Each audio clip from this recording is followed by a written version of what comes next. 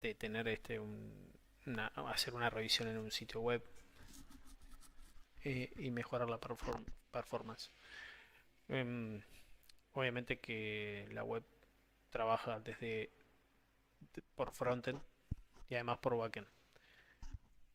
Hay cosas que se pueden hacer en el frontend y hay cosas que también se deben hacer en backend.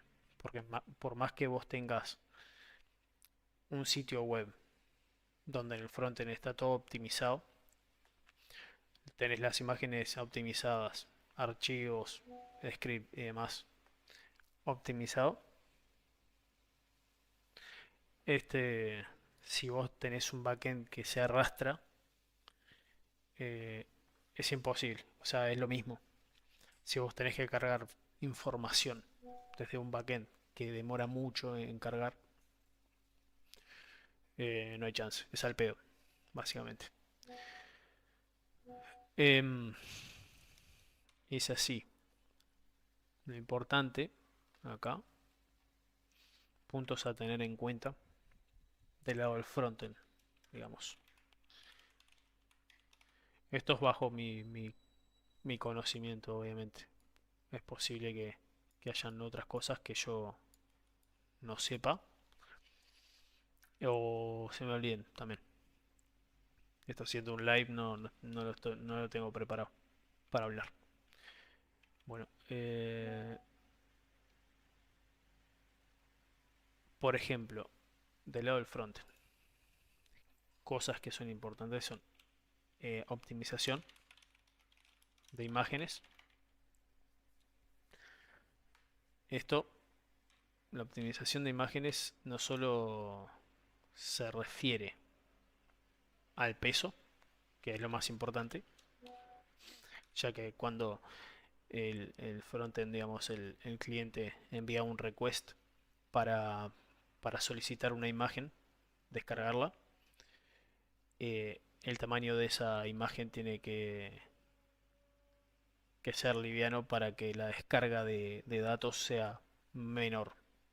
Eso va a hacer que cargue más rápido.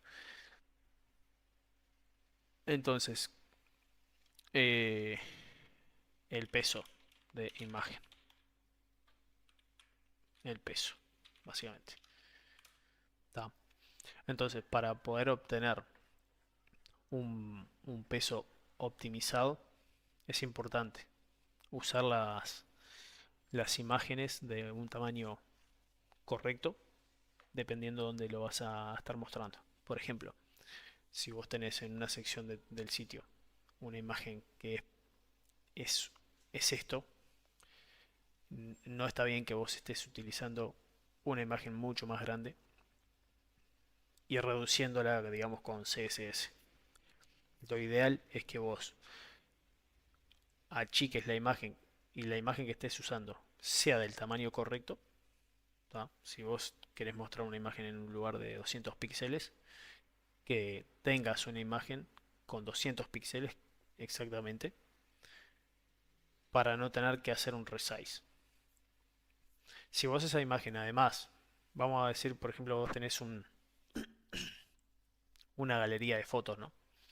En esa galería de fotos lo que vas a hacer es como mostrar un timeline de la imagen, o sea, una imagen chica, y cuando la tocas hace un full size con la imagen en tamaño completo. Lo realmente optimizado para esos casos es que vos tengas dos copias de la imagen. La imagen en el tamaño grande y la imagen en el timeline en versión chica. Eh, una cosa que WordPress hace y es una buena práctica y que está bueno aprender de él, ya que eh, hay mucha gente con mucho conocimiento detrás.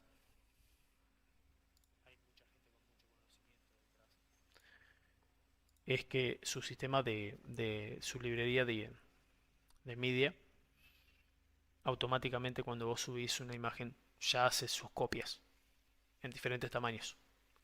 Entonces, vos como programador, si estás, por ejemplo, utilizando WordPress, programando en él, Cuando vayas a mostrar algo, o sea, una imagen en el sitio, te tenés que asegurar de que estés utilizando la imagen con el tamaño correcto. No estar sobredimensionando imágenes para que la carga de esa vista sea más rápida. Optimización de peso en la imagen es de lo más importante. Básicamente es el objetivo, es el peso. ¿Tá? Eh,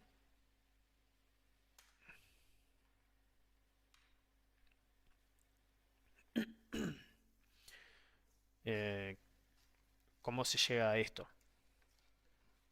Una de las cosas, de los pasos más importantes es utilizar un tamaño correcto un tamaño no, perdón.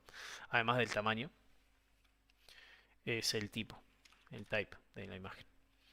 Digo, es necesario conseguir un, puede ser JPG, PNG, WebP, etcétera. Tenés que utilizar el, el tipo de imagen que lo soportan los navegadores.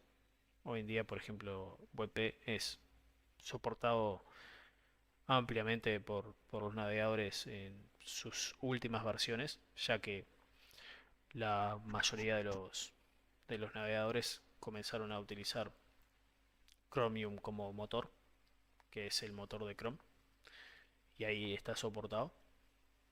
Hay unos formatos nuevos que reducen más el peso aún, incluso algunos bancan animación como GIF, pero no es del todo soportado. En el caso de que quieras, por ejemplo, conocer el soporte de Image Browser Support, es bueno ver esta tablita. Perdón, porque nunca saqué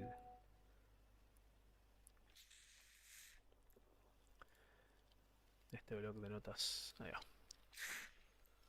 Esta web para poder validar que, que las imágenes son soportadas. Por ejemplo, WebP Image Format está soportado básicamente por todo, ¿tá?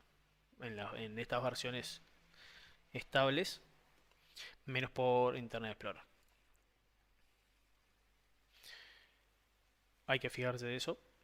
Entonces, en resumen, básicamente el tipo de imagen también ayuda, además del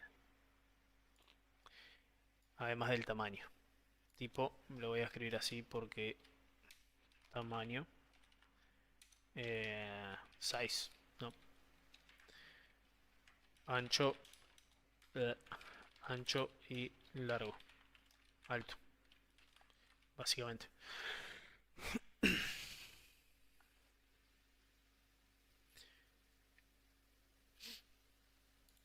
Em, Luego, esto es básicamente en las imágenes. Hay otra forma de obtener optimización que no aplica para todos los sitios.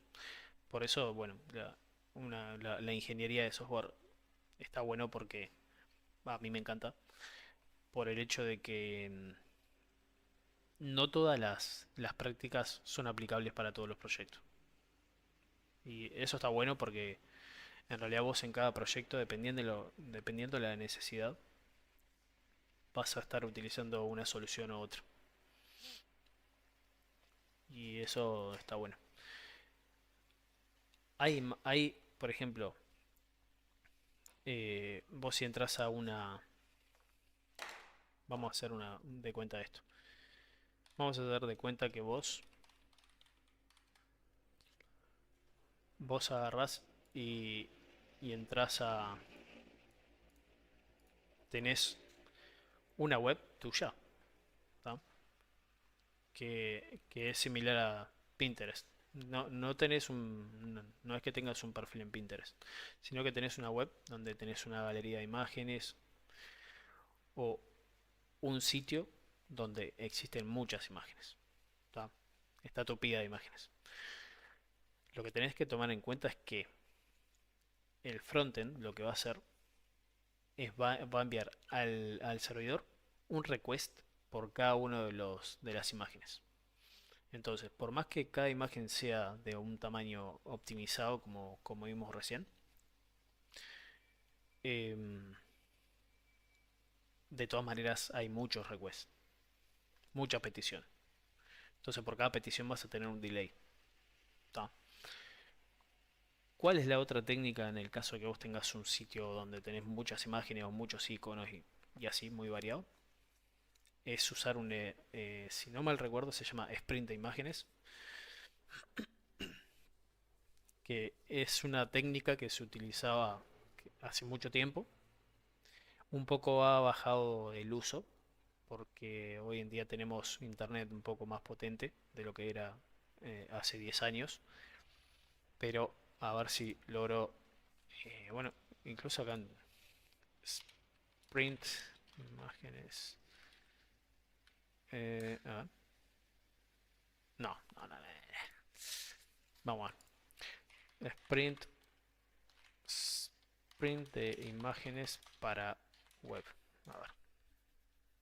No es sprint, es sprite. Sí, creo que es esto. Sí, es esto. Vamos a ver. Esto vamos a. Acá tenemos un. Mira, acá tenemos un ejemplo. Se utiliza mucho en videojuegos en 2D. En Unity, por ejemplo, se utiliza esto. Para web también se puede utilizar. Suponte que vos tenés un sitio web donde tenés muchos iconos y muchas imágenes como esta. ¿Qué pasa? Vos lo que haces es, en realidad creas una sola imagen con un sprite de, con todas las imágenes juntas. Ahí. Entonces lo que vas a hacer en CSS es, vos vas a colocar, eh, vos necesitas mostrar solo esto. Para dar un ejemplo, vos necesitas mostrar esto. Y vas a tener, digamos que tenés un div con el tamaño correcto de que va la imagen. ¿Tá? Lo que vas a hacer en ese caso es, siempre vas a estar llamando como, digamos, como background de ese div, siempre vas a estar llamando a la misma imagen, al sprite de imágenes. Pero con CSS lo que vas a hacer es posicionar eh, ese background image, lo vas a estar posicionando en el lugar del sprite, donde querés. Entonces, de esa manera, en lugar de por cada imagen de esta estar haciendo un request al servidor, de esa manera lo que vas a hacer es hacer un solo request al servidor donde se va a descargar todo el sprite de imágenes, y de ahí, desde ese mismo request, todo el sitio se va a alimentar, básicamente. Entonces, es una técnica más difícil, ¿tá? Porque lleva su trabajo estar posicionando cada cosa en su lugar, más si es responsive, más si es con tamaños en porcentaje y demás. Pero existe. Y a nivel de request, esto ahorra mucho tiempo de carga. Depende, es lo que digo, ¿no? Depende del tipo de proyecto. Usar sprites de imágenes. Sprite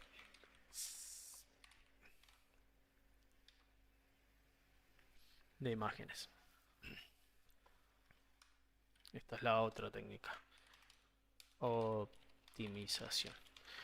Yo les mostraba en un principio la web de Pizza Hut por el hecho de que en su momento hice un análisis de la web entera y, y otorgué posibles soluciones para el equipo de desarrollo de eso. De, Los contrataron como consultores simplemente y bueno, hice un análisis que me llevó una semana de análisis. No voy a estar repasando todo porque aparte eh, no creo que recuerde todo lo que escribí en ese momento, pero voy a estar hablando de lo que me acuerdo básicamente en este momento. En frontend, entonces, las imágenes eh, son importantes para la optimización. Lo segundo que es importante es el eh, minificado de JS y CSS, digamos.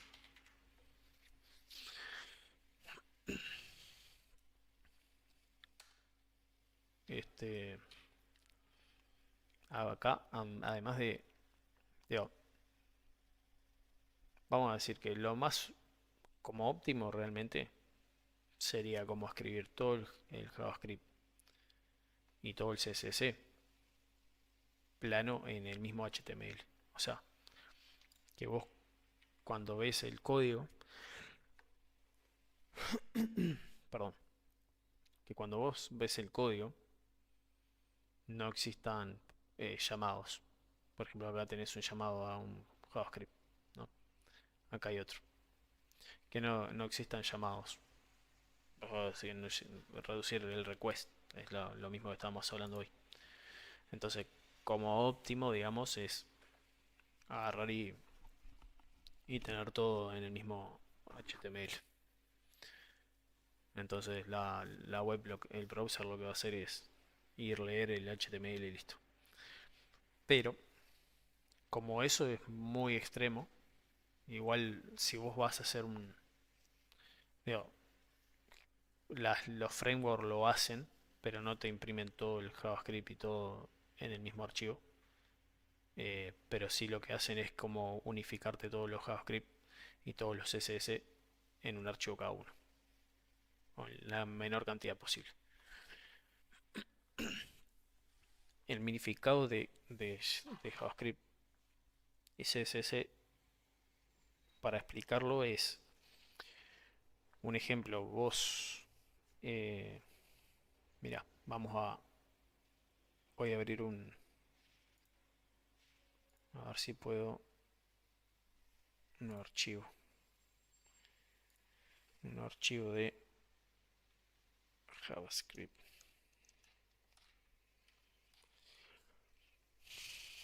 Voy a crear un archivo nuevo de JavaScript para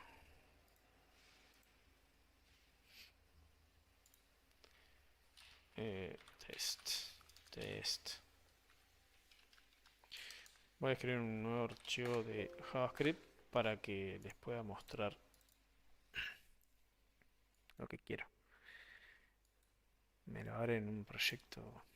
A ver esto, che. Qué vole, boludo.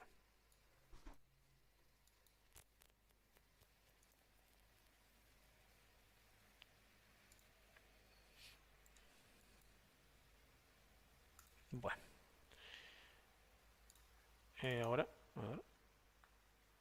Bien, ahí va. Déjenme compartirle un poco Visual Studio. Ventana, Visual Studio. Esto. Vamos a hacer un zoom porque voy a... Bueno, está bien ahí.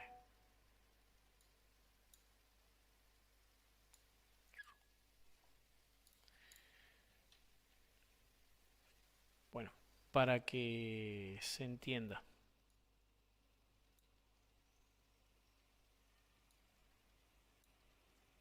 Bien. El minificado es lo siguiente. Esto es un JavaScript, ¿no? Suponte que tú tienes en el JavaScript tienes const. Porque más allá de que los frameworks lo hacen automáticamente, yo lo que estoy haciendo es explicándote de forma manual, que es lo que hace, básicamente, para entenderlo, ¿no?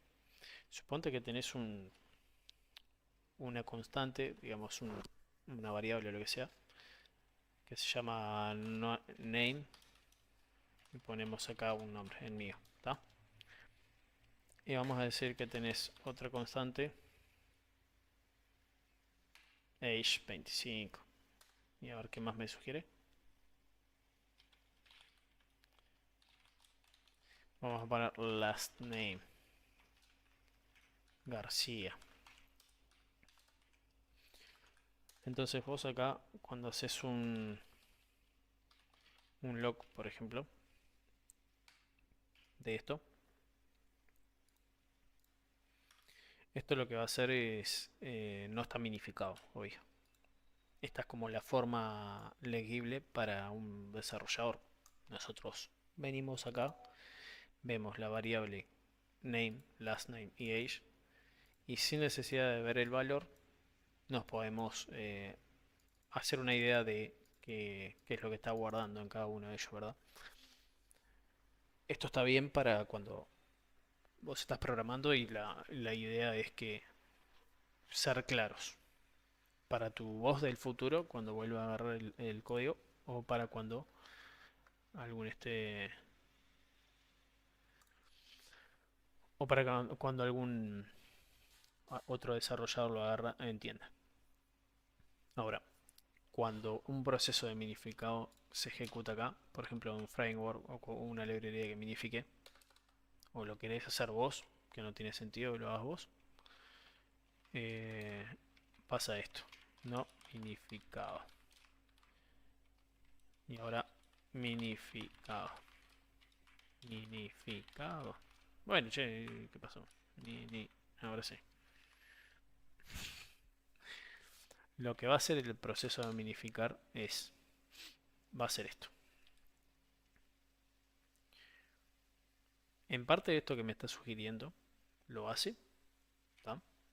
Que lo que va a hacer es poner todo en una misma línea, bien, con el objetivo de reducir lo mismo, reducir el tamaño del archivo. Porque cuando vos lo tenés así con espacios y demás, y saltos de línea, lo que sucede ahí es que ocupa más espacio. ¿Tá? Digo, el archivo termina siendo más grande. Entonces son más bytes que descargar desde el servidor.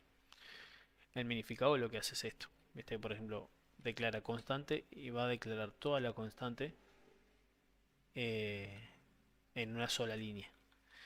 Después, punto y coma, que esto es lo siguiente, y va a ser el console log que yo tengo. Entonces, en una sola línea va a ejecutar esto que yo tengo en 1, 2, 3, 4 líneas, digamos. En 4 líneas lo ejecuta todo en una línea sola. Pero además, lo que va a hacer es esto también, que lo voy a escribir.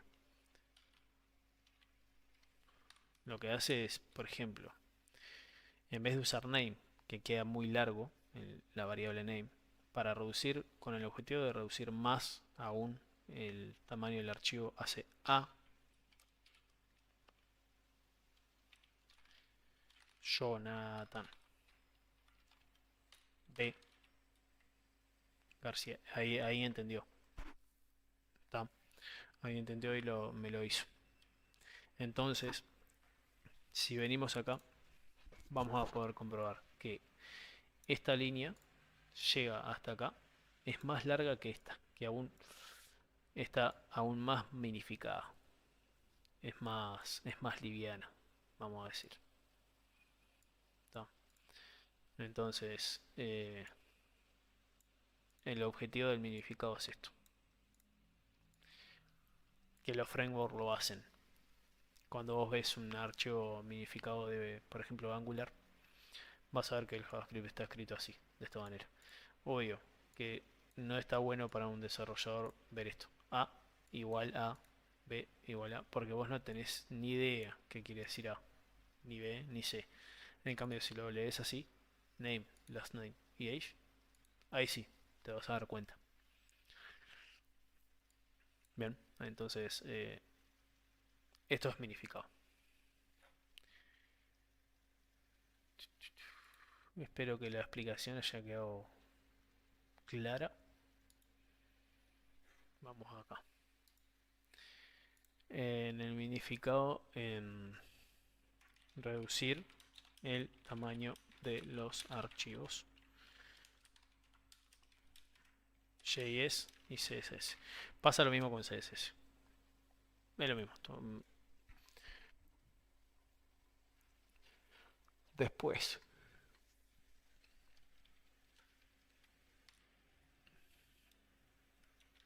lo otro importante acá también está dónde vas a llamar los archivos. Es importante, le suelen como llamar elementos bloqueantes o algo así. Es importante que por ejemplo, el CSS sea llamado dentro de la etiqueta hate y en lo posible los JavaScript sean llamados dentro de, o sea, antes del footer o antes del cierre del body, perdón. Eso es porque el CSS es lo que le da el estilo, ¿verdad? A la página. Si vos haces el llamado, eso también, gracias, gracias Jopo, unificarlos, que además de minificar, unificar es unificar. El unificado es cuando vos tenés varios archivos JavaScript y CSS y todos ellos, además de minificarlo como lo mostramos, todos ellos lo que van a hacer es va a copiar todo el JavaScript de todos tus archivos, va a crear un archivo solo, generalmente le llaman main.js, y ahí adentro va a volcar todo tu JavaScript. Y va a ser lo mismo con el CSS. Eso es justamente buscando lo mismo, reducir la mayor cantidad de requests al servidor posible. Unificar entonces es juntar todos los JS y CSS en un solo archivo. Perdón, en un archivo cada uno, ¿no? En un solo archivo. Archivo por eh, script y estilo.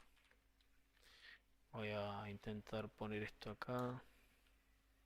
Vaya. Lo siguiente, lo que yo estaba comentando, lo que yo estaba comentando era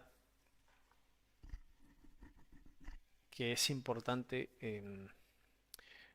poner, por ejemplo, los CSS dentro de la etiqueta head y los JavaScript dentro antes del cierre del body. ¿Por qué?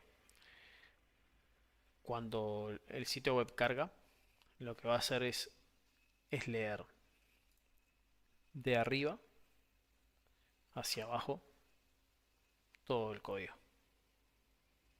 ¿Tá? Va a leer todo el código de arriba hacia abajo. Si vos, por ejemplo, estás llamando a tu CSS al final de la página, lo que va a pasar es que si la conexión es un poco lenta, lo que va a pasar es que se va a mostrar todo el HTML sin formato, o sea, sin estilos, durante un segundo, dependiendo la velocidad de conexión. Se va a mostrar el HTML sin estilos hasta que cargue y lea cada uno de los estilos para cada uno de los elementos. A medida que él lee, que el browser lee cada uno de los elementos con su estilo, empieza a modificar esos elementos dándole color y demás, y la forma. Por lo tanto, lo ideal es que el browser primero se lea los estilos y después se lea los elementos HTML. Entonces cuando él lee los elementos de HTML, los va a en el DOM y los va a empezar a renderizar, ya los renderiza sabiendo qué estilo le corresponde a cada uno. El JavaScript es distinto, en general es distinto, por el hecho de que vos no necesitas que de primera se ejecute JavaScript, por lo general. Siempre digo por lo general porque es posible que vos tengas algún JavaScript que quieras ejecutar enseguida. No se me ocurre, no se me ocurre, o sea, no se me ocurre como un por qué voy a ejecutar un JavaScript antes del HTML. En este momento por lo menos no se me ocurre. Por ahí querés ejecutar un request lo antes posible, algún API o lo que sea, lo antes posible, entonces lo pones primero. Pero tenés que tomar en cuenta de que eso va a hacer que el HTML y la página en sí cargue más lento. Entonces, no sé si tiene sentido. Bueno, y por esa razón es que el JavaScript se carga más abajo.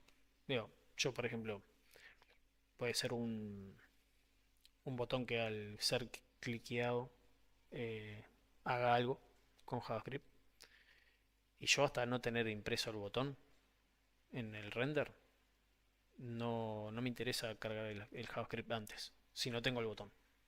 ¿Se entiende? Viene por ahí la mano. Entonces,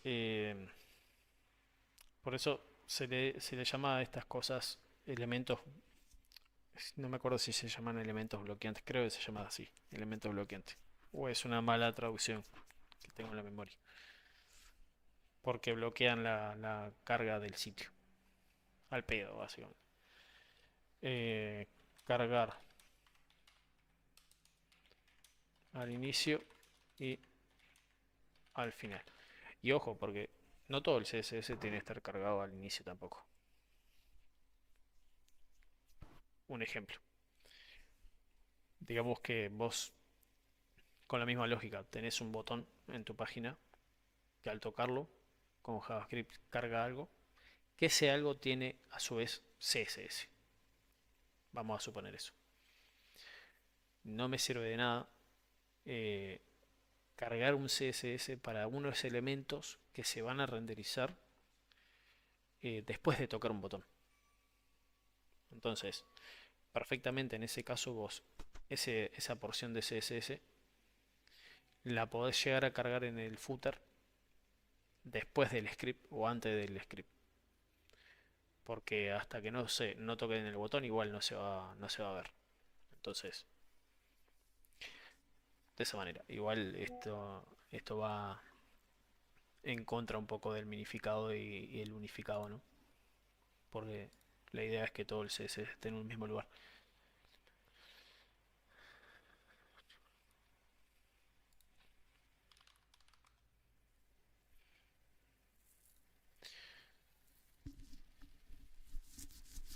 Otra cosa.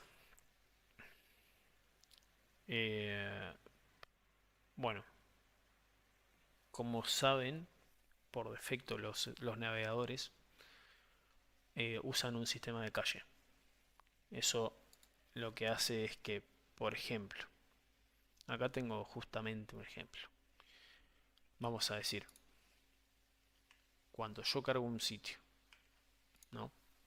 Cargo un sitio y ese sitio fue y llamó a este archivo, vamos a decir, a este archivo. Olvídense de esta parte, ¿tá? Porque justamente voy a hablar de esto. Cuando el sitio fue y cargó este archivo por primera vez. Tu navegador lo que está haciendo lo descarga y lo guarda en cache. ¿Tá? Cuando lo guarda en cache es para que cuando el navegador detecta que vos volvés a entrar al mismo sitio y cargaste el mismo archivo con el mismo nombre, digamos, él no es que entra al archivo y comprueba si es distinto o no. Si tiene el mismo nombre, él cree que es el mismo archivo, con el mismo contenido dentro. Por ende, no lo va a volver a cargar. Va a utilizar el que él tiene guardado en el propio navegador. De hecho, ni siquiera lo llama. Lo carga directamente. Y ahí se reduce también se reduce un request, básicamente. Te ahorras un request al navegador. Em, eso puede generar un problema. Que tú en algún momento hiciste alguna actualización en el sitio y, y cuando volvés a cargar el sitio no ves el cambio que hiciste por el hecho de que el browser, tu browser y además el de otros clientes, eh, está cargando ese código de ese archivo desde su propio navegador. Por ende, el cambio que hiciste por última vez no lo va a ver, no se va a ver reflejado. ¿Cómo se soluciona eso? Acá entra el sistema, digamos, de versionado. Hacer un versionado. El versionado es ponerle básicamente un parámetro, una variable get, digamos, en este caso, eh, con b, o sea, es una variable b de versión, ¿tá? Igual a un número. Ah, cierto. Y acá. Ahora sí. Ahora sí se ve mejor. Eso. O sea, es una variable get al final del archivo, ya sea JavaScript, CSS o imágenes incluso, que tienen el mismo nombre. Y en esa, vamos a decir que en esa variable, vos por primera vez, la primera vez que lo subiste, le pusiste versión 1. ¿Tá? Si vos hiciste algún cambio, lo que te conviene hacer es, cuando vuelvas a subir, en el llamado de ese archivo que modificaste, es que pongas versión 2. De esa manera, el navegador va a entender que ese archivo cambió. Le estás indicando de esa manera que el archivo fue modificado. Por ende, él no va a utilizar el archivo que tiene guardado en el caché, sino que va a utilizar, lo va a volver a descargar, básicamente. Y ahí el cliente va a poder ver la modificación.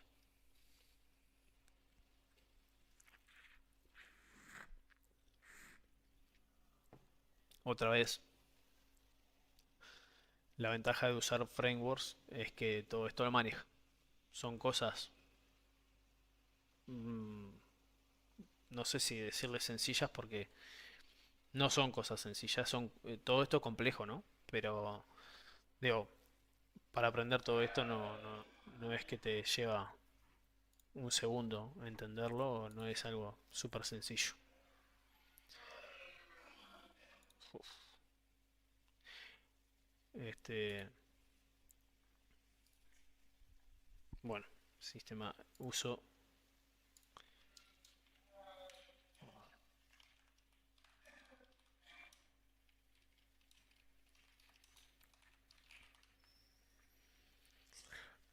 Ahora voy a pasar al backend. Y acá, como yo soy, si bien soy full stack, eh, mi fuerte está en el frontend, como quien dice. Entonces, hay cosas acá que es posible que ignore. Sobre todo,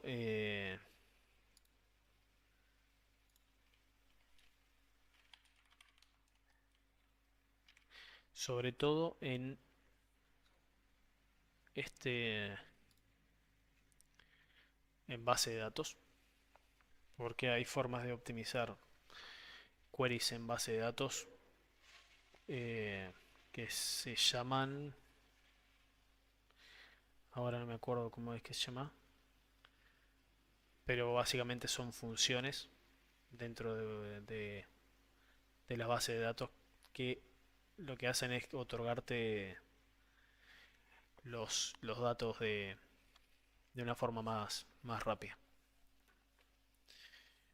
Por otro lado, Store Procedure creo que se llama. Vistas. No me acuerdo cómo se llama.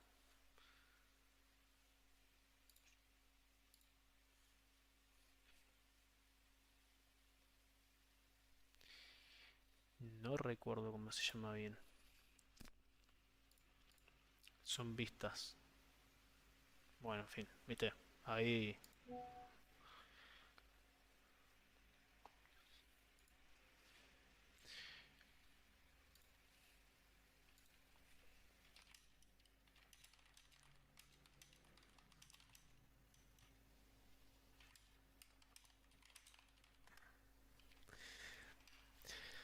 Y a ver.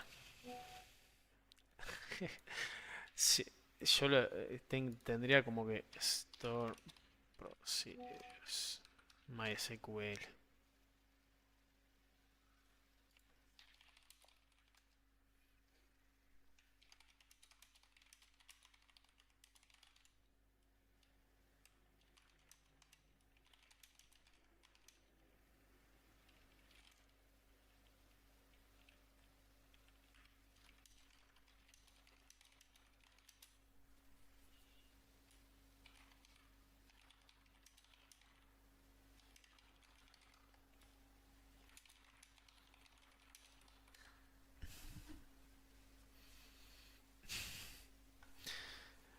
Eh,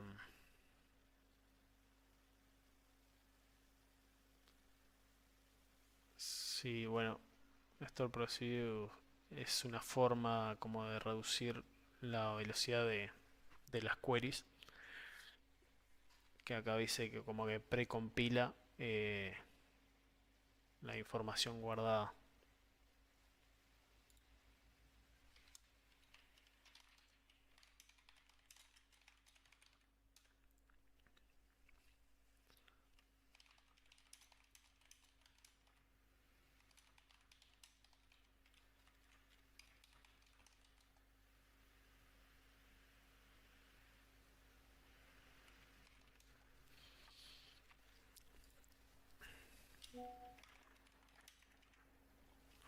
Store Procedures.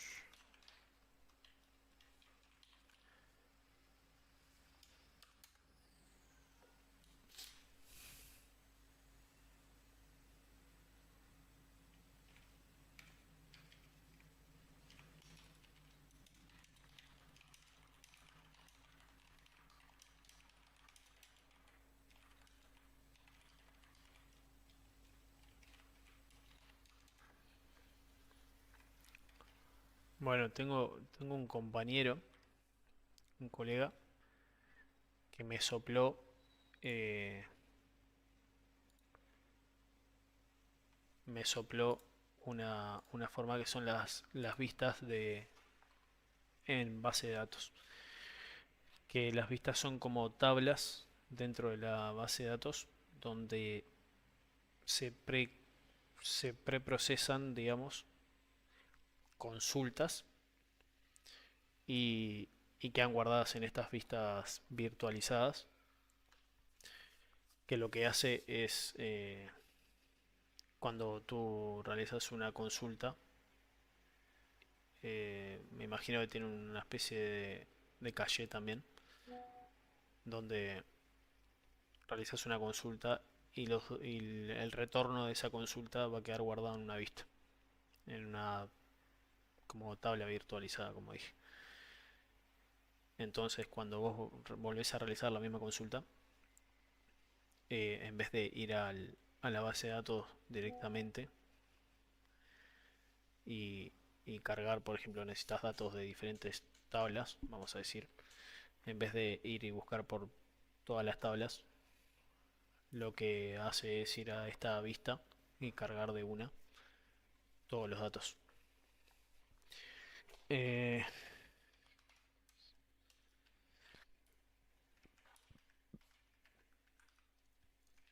vistas en DB.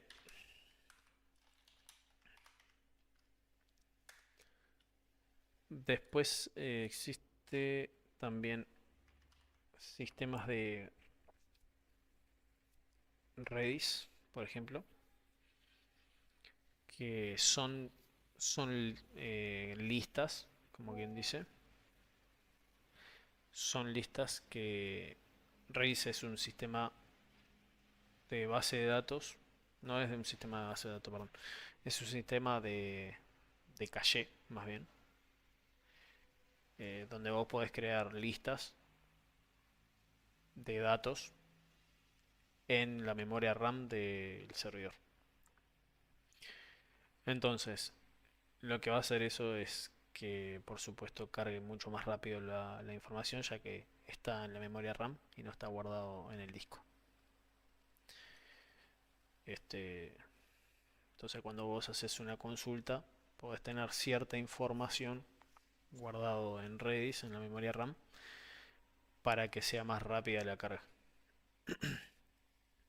Esto es como está bueno para usarlo.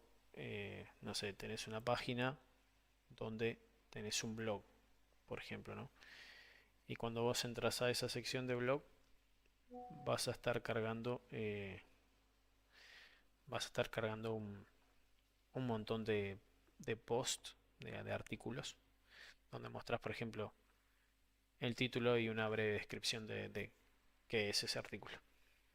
Esa información del título y la breve descripción la puedes guardar en Redis, en estas listas. Entonces, cuando vos entras a la home de esa sección del blog, va a cargar rapidísimo. Ahora sí, cuando vos pinchas en el artículo y vas a leer el artículo entero, por ahí, como quieras, porque podés guardar toda la información del artículo también en Redis, eh, pero en cualquier caso igual vas y lo vas a buscar a la base de datos, toda la información. Porque además después de la información también tenés que ir a buscar si hay comentarios, el autor y todo eso, tipo, son relaciones. El artículo tiene relación con el autor, tiene relación con los comentarios, etcétera, ¿no?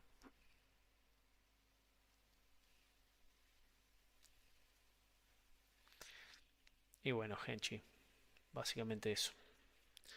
Por ahora voy a dejar el live. Bien, nos estamos viendo y voy a organizar con, con Adrián este, una llamada para hablar un poco de todo y, y bueno, y generar un poco más de contenido. Nos estamos viendo. Muchas gracias a las dos personas que están mirando en este momento, fieles ahí.